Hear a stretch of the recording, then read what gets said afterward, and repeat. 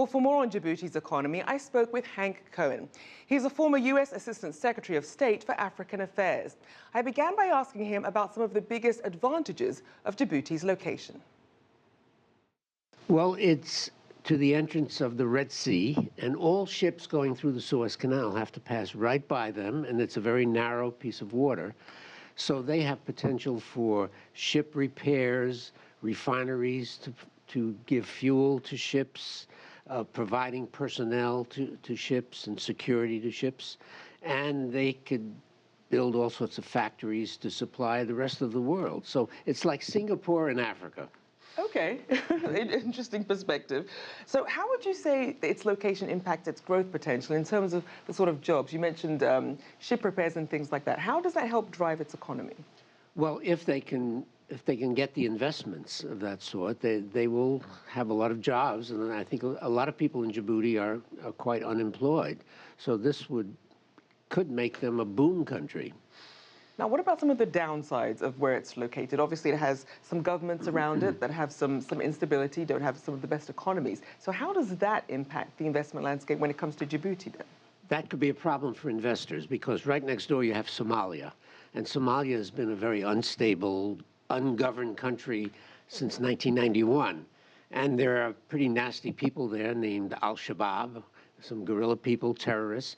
So this is part of the downside. Now, fortunately, Djibouti used to be a French colony, and the French have been providing security there all these years. The French have a permanent military contingent in Djibouti. And in addition, the United States is now there because we have sent special forces there to fight the terrorists. So in terms of protection, Djibouti is quite well protected. But in the long run, the whole region has to stabilize. Somalia has to get a good government, Eritrea next door, and Ethiopia. Once they are stabilized, I think Djibouti will be able to realize its potential.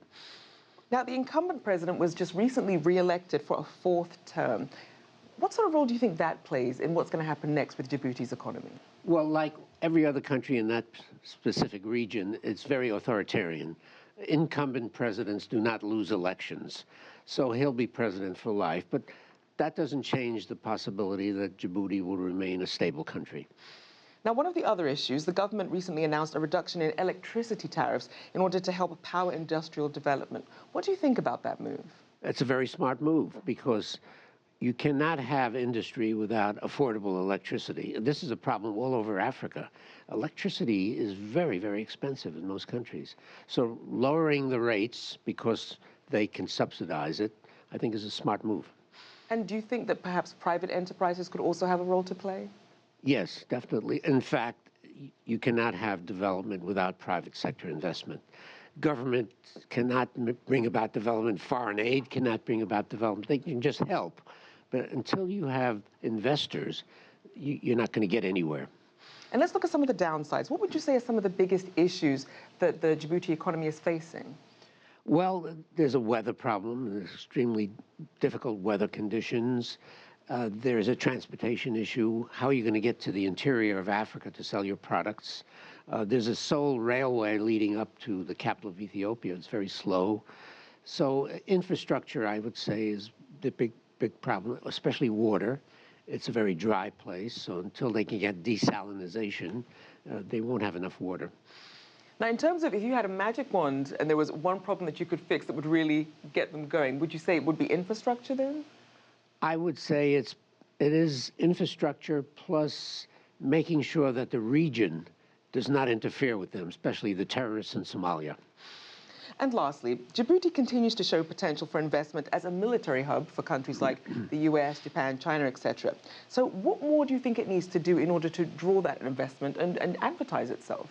Well, it's getting quite a lot of money from France and from the United States, and now China has established its own naval base there.